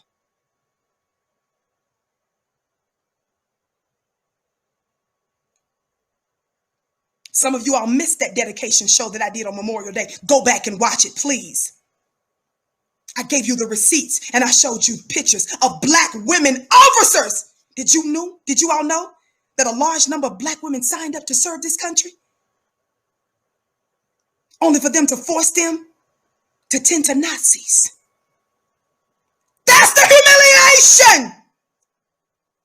We will forever remain uncheckable. Now let me stop screaming like that for this 5 seconds and look like I got some class and stuff to match this shirt that I'm wearing for y'all today. Thumbs up, thumbs up, thumbs up. Be sure to like and be sure to share. I am throwing these curly braids all over the globe today. Again. Everybody hit that thumbs up button. Everybody hit that subscribe button. Would you thumbs up, thumbs up? My name is Vicki Dillard. I'm typically here weekdays, 6:30 p.m. Eastern time. The reason why I ask that you hit the subscribe button and make sure that you hit receive all notifications is because I'm not the only queen here. And I want you to have access to some of the other sisters' shows. Thank you, Dual. Shout out to my moderator. She just put the link in there. Black soldier nurses had to tend to Nazis. The link is in the chat. Make sure you watch it and your babies watch it. Thumbs up, thumbs up. Keep liking and sharing. Listen. Thank every single one of you that's supporting financially black media. When you support black media like this, you allow me and you allow the network that I'm on to continue to broadcast these important stories. You let us do warfare effectively in the realm of the media world, in the media battlefield. When you share and like, and when you tell people about the Vicki Show, when you tell folks about Fly Nubian Queen Network that I'm on, you're elevating and you're strengthening black media. So the point is, yes, we have to love humanity. Heck, where if you see Genesis, our approach is we are each created in the image of God. Does you know a little bit of Hebrew? Yeah. Selem Elohim. Yeah. Okay. Then there's another line, and we might threaten to give the Talmud a good name here. Yeah. The Talmud teaches Kashem Sheh. Now he's saying about the Talmud. Let me tell you something, black family. I'm not going to talk on that book right now. Make sure you subscribe to VickiDillard.tv. I'll go in on my own channel on that. I said, make sure you subscribe to VickiDillard.tv. That's my personal channel. But the reason why I mentioned this Talmud, the Talmud, is basically another book that he embraces that is outside of the book that was written by the black God. Somebody talk black to me. Shalina says, Queen, you bring that fire, beauty, and teach the planted. Thank you, beloved, for your kind words. And thank you for the rest of you that have been giving and saying kind words. You guys blow me away with your kind words and your support of black media. I bless it 1,000-fold. Thumbs up, keep liking and sharing. Listen to me. I'm not going to disrespect their book, but I'm going to give you the facts of the book on my own channel on VickiDillard.tv. But with that in mind, this guy is referencing this book. He just referenced it, right? When I tell you that it's a war of words, that the war of the gods is what's going on, I showed you through scripture how warfare started in Genesis, right? Warfare started when what? When Satan entered the garden, seeded reasonable doubt. God today. When the devil entered the garden and said to the man and the woman, hath God said? And I showed you that warfare continued in the garden, even concerning the Jesus of 2,000 years ago, at least the prophetic scripture that we're talking about, where he was in the Garden of Gethsemane. And the enemy came in the garden and asked similar questions. Watch. Diane, Vicki, you're bringing it. Shout out to you, beloved, every one of you. Listen. Even when the Jesus of 2,000 years ago was in the garden, don't forget what the devil said to him in the garden. He offered him the world. He offered him riches. He offered him access to the high places. And when he told him to turn, what was it, the stone into bread, what did he say? He says, if thou be. Remember in the beginning in Genesis, he said to the man and the woman, did God? He asked the question just to sow doubt. Shout out to you, Ollie, for your $50. And then in Gethsemane, he says the same thing by asking a question. If thou be the Son of God. Reasonable doubt. Why am I bringing it up? Because it's about the war of words. But who wrote the book? What did Jesus say in response? Y'all play too much. See, so those of you that don't understand the code of what's written, it's not about religion. It's about an intelligence briefing. The holy books are intelligence briefings from your black ancestors who are trying to give you the advantage.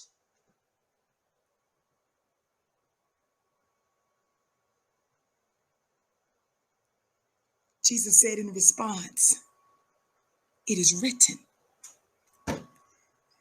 Every time the opposer said something to Jesus in Gethsemane, his response was what? It is written, man shall not live by bread alone, but by every word that proceeds out of the mouth of God. For those of you that don't understand, you think that scripture has nothing to do with you. You think that over there has nothing to do with you, black men and black women. You're not like everybody else. Your deliverance is not like everybody else. Your breakthrough, your life. You're more than what meets the eye because you're the original man and woman.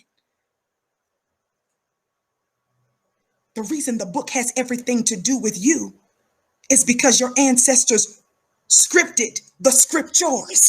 God, today, I said your ancestors scripted the scriptures. I'm in London. 1 o'clock in London. Somebody just said they just gave money. They said they still up. It's worth staying up. Thank you, London. London said they stayed up there at 1 o'clock in the morning. Listen to this. And they said it's worth it. That's right. Sister Vicki looks like a flower out of the minister's garden. Oh, thank you, Michelle. Thank you for your unwavering love. Y'all are doing too much. The many of you that are giving your kind words, I bless it 1,000-fold. Thank you so much. I'm your humble sister and servant. Listen, why am I bringing up? Notice this other book that this man is talking about. I told you I'll go further on the Vicki at VickiDillard.tv. So subscribe to Vicki.tv. And in the future, I plan to do a show on that at VickiDillard.tv. But listen, I'm bringing that up to let you know this. The scriptures talks about warfare is about what? Casting down vain imaginations. Y'all play too much. We wrote the book. Jesus said, it is written, it is written. We scripted how the worlds are going to come to a conclusion and how they would be shaped, how they would be lived. But somebody else tried to write a book contrarily. Those of you who don't understand, you think it has nothing to do with you. It has everything to do with you because what's written is what's shaping your world today. It has to do when you study Daniel. Daniel was given the codes. He was given insight to nations, the future of nations, thousands of years in advance. Y'all play too much. But then somebody else wrote another word. Vain imaginations. Y'all play too much. High thoughts. Are y'all ready for this? High thoughts that exalt themselves against the knowledge of God in 2 Corinthians. Y'all play too much. I ain't playing with y'all today. 2 Corinthians. Chapter 10, it says, verse 5, casting down imaginations and every high thing that exalteth itself, watch this, against the knowledge of God. You guys are wondering, why is it the whole world is talking about a word and they're talking about a book and then they're talking about a people that's of the book? And you're wondering, why is it that it's interrelated to government, to warfare, to Armageddon, to militaries? Because you're the people of the book that's written about, and what was written long ago is shaping your today. What did I tell you in the beginning of this broadcast? A quote that I just told you about from Attorney Ava. Somebody just said, Vicki is raining on us. Listen. I told you she powerfully said that if you want to experience transformation, transformation only comes first with revelation. So when someone wants to obstruct Black man, your revelation, they tank the book. They misdirect you, they miseducate you, or they deny you the ability to read and write, or they lie to you about the interpretation of the book because they know that in order for you to receive transformation, you've got to have a revelation. So they mess with the intelligence. And how many of you all know that one of the most powerful aspects of warfare is when you are given bad intelligence? Y'all play too much. More proof that we are dealing with a war of words and about a word. This is the power of media, television, radio, and print media. And this is the reason why they don't like this right here. I mentioned to you a few minutes ago that I had the high privilege of having a personal invitation from Minister Farrakhan's office to invite me to attend the garden. We were socially distanced. I was quite a distance away. But the idea that I was even on the farm, I had to leave early. I told you guys that I left right after because I got sick. You all know I'm battling an autoimmune illness and I haven't traveled since last year. Watch this. One of the things that Minister Farrakhan said during his worldwide address on July 4th, where millions and millions of people have watched, where YouTube has pulled down one of the major networks, they've removed it, where you see opposition in all these places to try to shut up what this man is saying. Watch this. He said something during that event. And I made a promise. I won't get into all of the details, but I had the honor of speaking with a staff member after I attended the event. And my direct word and promise to the minister, and he knows this directly from Vicki. He said during that event, he said, if you know the truth, he said, you better shout it from the mountaintop. And I made a vow in that moment that by the help of God, Vicki is going to shout the truth from the mountaintop. That's a war of words. They killed Martin King not because he had a machete, not because he had an AK-47, not because he threatened to do violence to America. They murdered Malcolm X. Though Malcolm believed in self-defense because he learned it from his teacher and he was part of the nation that believed in defending yourself. But he was not a man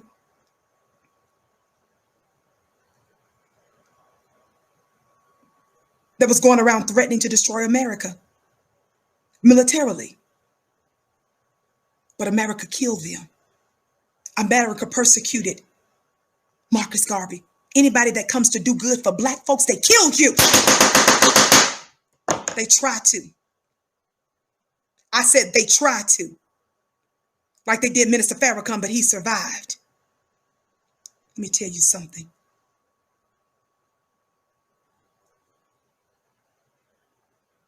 Those men didn't do violence to America, but they have been attacked and assassinated or attempted to have been assassinated because of the words, a greater weapon. That's the reason why the principle that the pen is mightier than the sword. You see that principle in the power of words. Because baby, we can write you out of our planet. They already sensed their end. You all know it's written in the book of Revelation that the devil has come down to make warfare because he knows that his time is short.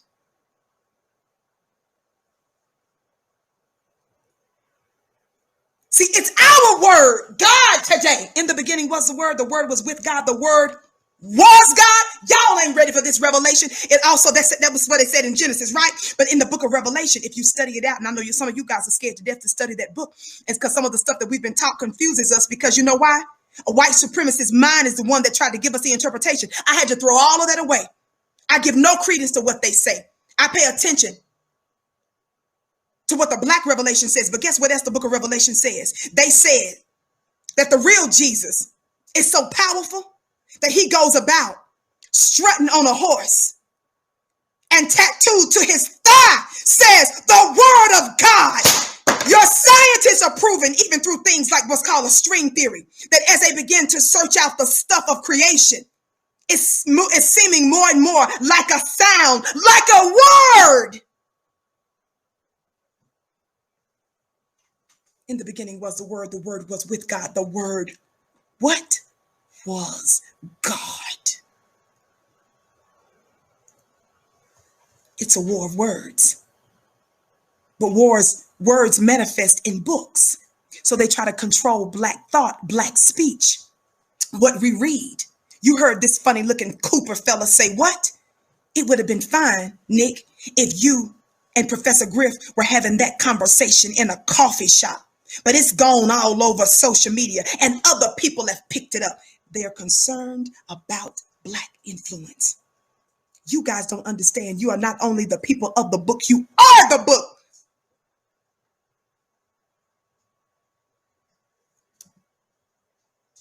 There was a song I grew up singing. I was raised in a Baptist church. We would go to what they call, conventions. How many of y'all know about these Baptist conventions we used to have in different states? And we would have to prepare for a presentation, the youth, on that Friday. Y'all keep giving us thumbs up, liking, and sharing. Go to clubvicki.com and make sure that you check out our store at shopfnq.com. Somebody put it in the chat. If you're watching us on one of our other platforms where the Vicki Show is replayed on Fly Nubian Queen, please like, please share, and subscribe there as well. Thank you so much. Listen, there was a little song. I want you to listen to a little bit more of this. And I'll make one more thing clear, and then we'll go from there. Shout out to you, Miss B, for your $50 gift. Your truth quenches my thirst for knowledge. Oh, beloved, that's beautiful. Thank you. So wisdom from the Spirit, beloved. I take no credit. Thumbs up, thumbs up, thumbs up. Listen, there was a song that we would sing at this convention when we were children, and we were preparing for the convention on Fridays. And one of the songs that we end up singing is, be careful how you walk. There's a little principle in the song. Be careful how you talk. Be mindful of the things you say. Let your words be few and seasoned with grace. Remember, you're the only Bible some will ever read. I thought that was very interesting. In other words, you become the book. When you stop just thinking about the book, reading about the book, speaking like the book, when you start acting on the book, you become the book. Y'all play too much. Thumbs up, family. Keep liking and sharing. Listen to this part. Partsufehem shonim, shono kach deoteim shonim. Okay. Which means panim is face. Just as no two faces are alike, no two people think exactly alike. That's true. And I since, I don't know, I'm going to shout myself out, give myself a Hebrew thing. I know, Azel, Haham, Halomed, Mikal, Adam. Excellent. Means all people. If you all the wise man must learn from all people. That's correct. So I believe while we're in that. sitting here, and that's even in that question. What Mr. Wiesenthal taught me some interesting things. But I think only someone who went through it could sort of set those markers down, because he refused. Let me tell you all something. My brother said this so powerfully earlier today. They're sitting here talking about all this stuff. Family, I'm going to probably do a part 2. Would you guys come back tomorrow? I'm going to pick this up tomorrow, do a part 2. But before you go, I want to show you something. Inshallah, God willing. I want to go through this again. I want to go through part 2 because this is a lot. Watch this. Thumbs up, keep liking and sharing. Let me tell y'all something. This guy is sitting here, and Nick is sitting there talking about how he hates white supremacy. You're going to hear it. But Nick is sitting there with a white supremacist, openly still disrespecting Minister Farrakhan. But let me tell you something. Even though Nick allowed him to get away with some disrespect, there were still some important things that's happening during this interview. This guy, this Mr. Cooper, is looking kind of stupid. I said, this guy is looking kind of stupid. Let me warn you guys something. Let me prophetically tell you something. Let me foretell you something. The fact that this man did this interview, even though Nick apologized, even though Nick looks like he's groveling and humbling himself, even when he shouldn't have apologized, let me tell you something. Because of the nature, because of the historical pattern and precedents our open enemy has set, they're going to see this as a loss. Y'all ain't believing me right now. I know right now you guys are saying that Nick looks weak. He should have called them on some stuff, and he should have called them on some stuff. But can I tell you, some of the things that are highlighted in this interview is still exposing them. And you're going to see a lot more of them, white supremacists, trying to give more and more backlash. But can I tell you something? They're going to do it in a way where they're going to see white supremacy is most effective nowadays because they rename it. They call it something else. And they administer white supremacy. They change the manner in which they administer white supremacy. Did you all hear what I said? So the reason why some of you are not going to recognize white supremacy, and the same reason you don't have your physical chains on you anymore. So some of you Negroes get confused and think that you're actually free, but you're actually remote control. You're dealing with a Wi-Fi enslavement. You can't see the obvious connection because you can't see the cord and the plug. Because they call it something else. Give you an example.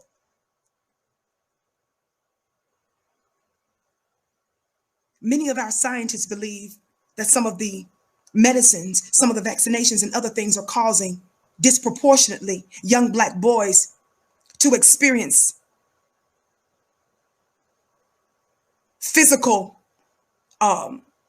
impairment, mental illnesses, autism and such.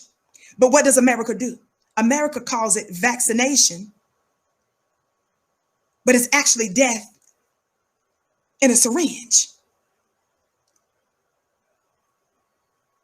So see, if you change the manner in which you do white supremacy, when you rename it and you change the means in which you administer it, you can't detect that it's there. That's what makes it effective, because you can't detect it. And what you can't detect, you stay in and you cooperate with. What do they tell you about carbon monoxide in the air? That's something that you can't see, but they call it a silent killer. So sometimes they tell you to have those detectors in your home to pick up the thing that you can't necessarily smell and sense, right? But when you have people like Minister Farrakhan, and you have other people that try to warn you of the sneaky ways in which your open enemy does death, how they deal death, they're dangerous to your open enemies. So what they do is they just rename it and they change the manner and the means in which they administer death. And when they do that, it's so dangerous because you begin to cooperate with it. If you don't know that you're in a room of poison in the air, you stay in it. God, today. If you don't know that the environment you're in is poisonous, you will stay in it. But when you know, when you are aware, in other words, when you receive intelligence, you bust a move. That's what I'm humbly here to do in my small way. I want to do a part 2 of this pretty soon. Don't put up the part 2 yet, family. I'm not even done with part 1. But we're going to do, I'm going to do, the Vicki show is going to put a part 2. That's the only part 2 that needs to be talked about right now is a part 2. I'm getting ready to do, inshallah, tomorrow. But let me give you this last bit of information. As you hit that thumbs up button, on the count of 3, I need you to do 2 things. On the count of 3, a couple of you all have given to me privately just now. I can't read all of your information, but I want to just say thank you. I bless your gift 1,000-fold. But most importantly, I thank all of you that are also giving in the super chat, supporting the network. Thumbs up, like, and share. Thank you. Somebody said, ooh, we saying thank you, Donald. Listen, on the count of 3, everybody hit that notification bell and that subscribe bell. Can you do that? And thumbs up, thumbs up. On the count of 3. And again, if you're watching us on one of the other platforms where it's a little different on one of the other platforms you're watching us on, make sure that you just like, share, and subscribe. Don't forget to follow me on Instagram at Vicki X Dillard. That's Vicki X Dillard. And follow me on Twitter at Dillard Vicki. 1, 2, 3. Thumbs up. Thumbs up, thumbs up, thumbs up, thumbs up. Thumbs up, thumbs up, thumbs up, thumbs up. Thumbs up, thumbs up, thumbs up, thumbs up. Again, all of the things that are being expressed on Fly Nubian Queen are not necessarily the beliefs of the network. They are my own. But I said I'm going to go further on some of this other stuff at VickiDillard.tv within a few days, God willing. But tomorrow I'll be right here on Fly Nubian Queen to do a follow-up on today's show. Watch this. Watch this. That's just a disclaimer. You guys know that the scripture says give no place to the enemy.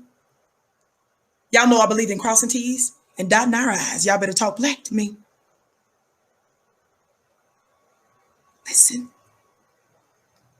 So I contacted one of the greatest researchers that I know on the planet. And I wanted to share some of this information with you. And he shared this beautiful link from a sister by the name of Jackie Muhammad. She wrote this piece entitled The Simon Wiesenthal Center.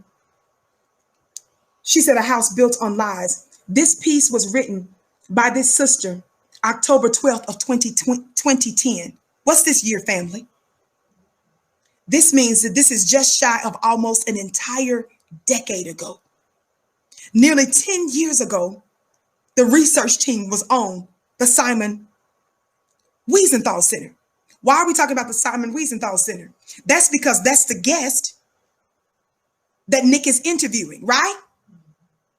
He works with that organization. He was bragging about how wonderful Mr. Wiesenthal is, the man who's named after that organization. Is that right, family? Somebody say, shout out for black media. See, you guys don't know that black media exists on other types of platforms. So don't just say, why don't you guys get your own platform? We do. We have our own website, FlyNubianQueen.com. We have blackenough.com. That's a black-owned Facebook type of platform. We've got NFA Studios. That's a streaming platform with top-notch black content. But the whole earth is ours. And I've told you guys this a long time. I've been telling you from the beginning. And I'm starting to hear other content creators say the same thing. The reason I'm on some of these other social media networks is, number one, I ought to be. Number two, we're here because you're here and we're trying to reach this. Thumbs up, thumbs up. Wow, it's clearing out.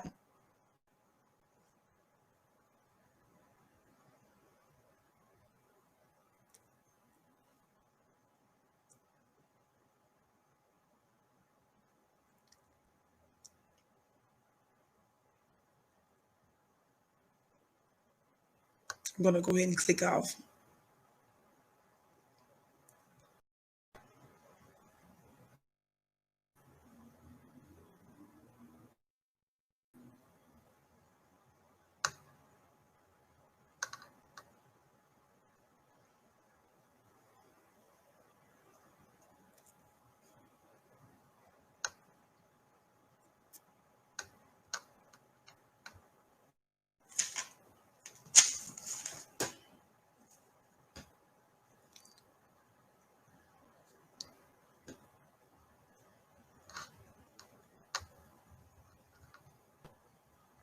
Family, meet me tomorrow, same time, same place, FlyNubianQueenTV.com. FlyNubianQueenTV.com. Can you guys hear me? Looks like I can hear myself a little bit. Family, meet me tomorrow, same time, same place, FlyNubianQueenTV. Okay, can you guys see me okay now? I know we've lost over 1,000 people, just like that.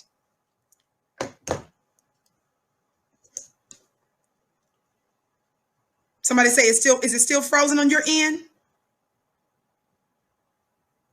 Oh, apparently you guys can still hear me and see me.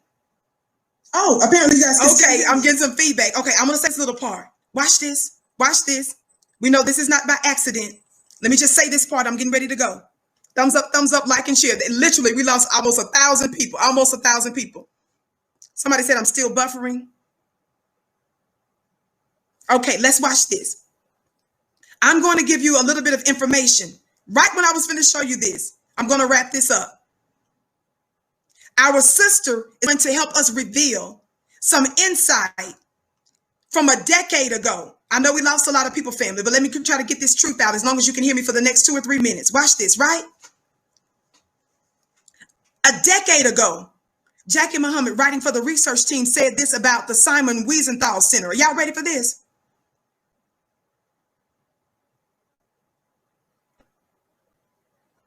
Okay. She said something very interesting a decade ago. Somebody say shout out to Black media. I'm saying that because I'm giving myself time to pull it up here, family. Here it is. Kind of threw me for a loop, but that's okay. Let's keep going. Keep liking and sharing. Watch this. Jackie, our dear sister from the Nation of Islam NOI research group, watch what she said. She says they're one of the most powerful organizations that are out there, right? What's known as SWC, the Simon Wiesenthal Center. She says that they're one of the most powerful religious organizations. I'm skipping through. They were attacking Minister Farrakhan because of some books that they put out that mostly quotes their teachers, their scholars, and their rabbis, right? The Simon Wiesenthal Center, watch what she says. This is the guy who Nick was talking to. So we want to give Nick these receipts to let him know who he was actually speaking to.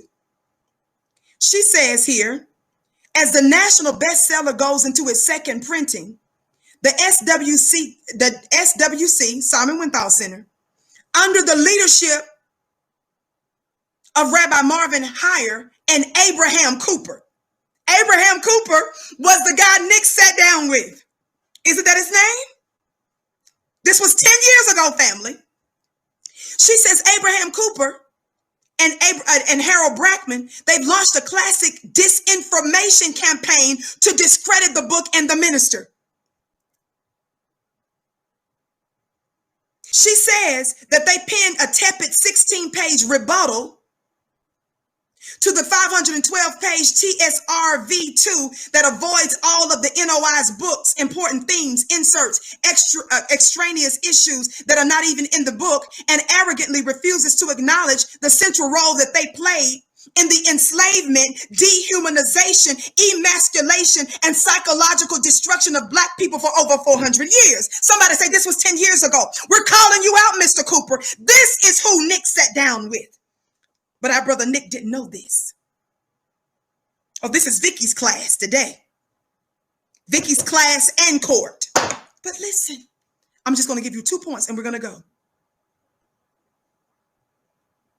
She talks about, she says, what's generally unknown about the Simon Wiesenthal Center is that they have a well-documented history of lies, distortions, and exaggerations. She said, watch this. She said that among their many documented ruses, she said they doctored a World War II photograph of concentration camp prisoners painting in smoke, billowing from chimneys, intending to make viewers believe that it was from the Jews who were being incinerated. After it was disclosed that the center had inserted the smoke, the center removed it from the photograph and eventually removed the picture from its website. That was Mr. Cooper and the scientists, the Black researchers, busted them a decade ago. This is who Nick sat down with. Somebody talk Black to me. See, Black people, we're against anybody being anti-Semitic.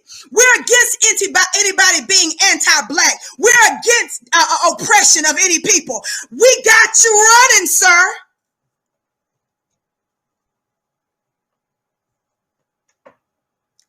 One of many things that they did. Oh, this is Vicki's class. Y'all can send Nick this link. He probably didn't know they did this. I gotta go. Thumbs up, thumbs up. Watch this.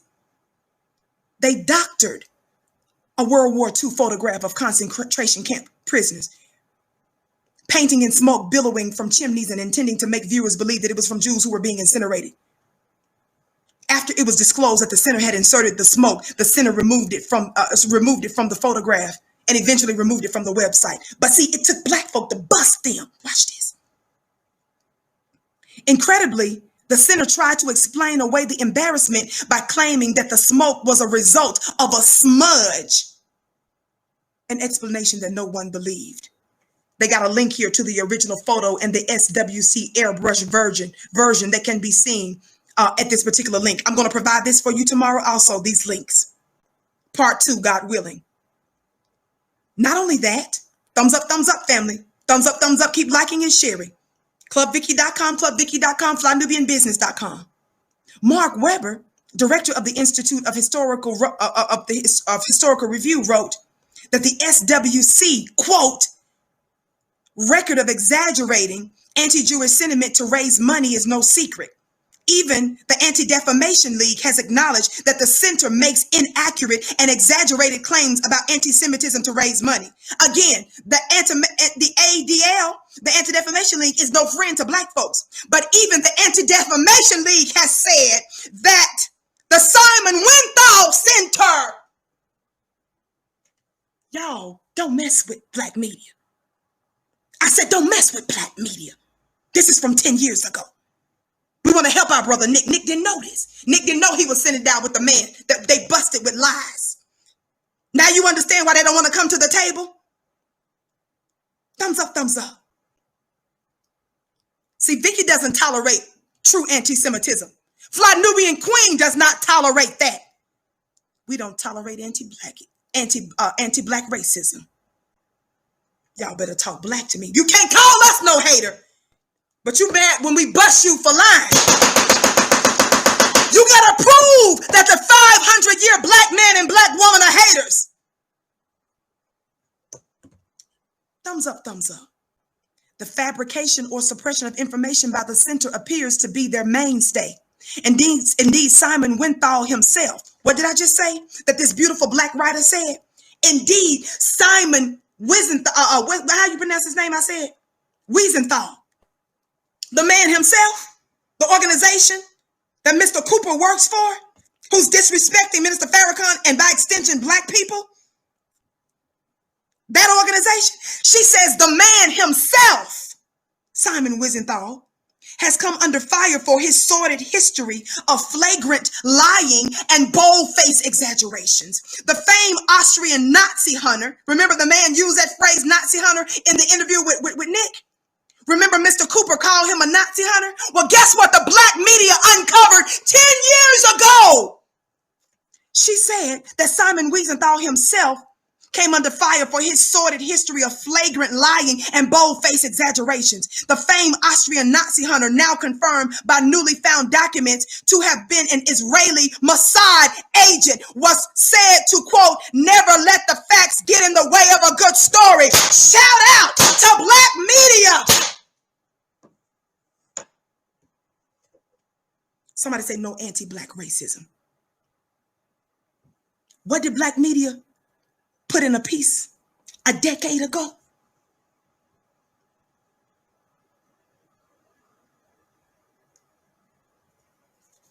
What did our queen sister put in as a part of the research team a decade ago? Y'all play too much. I wonder if my sister couldn't have known that a decade ago, when I was dealing with a trial in a federal court after being targeted for my activism, for my mouth, the work that I was doing because of the injustices of powerful people, before I was hunted down by high-level government agents, and when they were showing up to my activism organizations and stuff, y'all sit there, y'all play too much. Y'all play too much. Y'all play too much. Little did I know a decade ago that somebody was going to write something. A decade ago while I was going through hell, I wonder if my sister, she couldn't have known that a decade later, the research that she helped put together was going to be used on a Vicki show. God, today, to keep exposing. 2 Thessalonians chapter 2 talks about that man of lawlessness is being revealed. Oh, this is who Nick sat down with, but Nick didn't know he was sitting down with this man. I'm done. I told you I'm going to pick up on this tomorrow because it's more. We got to do part 2. Inshallah, God willing. I know we lost a whole bunch of people, but some of you all stayed. Watch this. Y'all don't play with us about receipts. We don't believe in, see, when we talk about the big Black brain, see, some of you guys, you've exalted the scholarship over others. You put limits on the Black mind.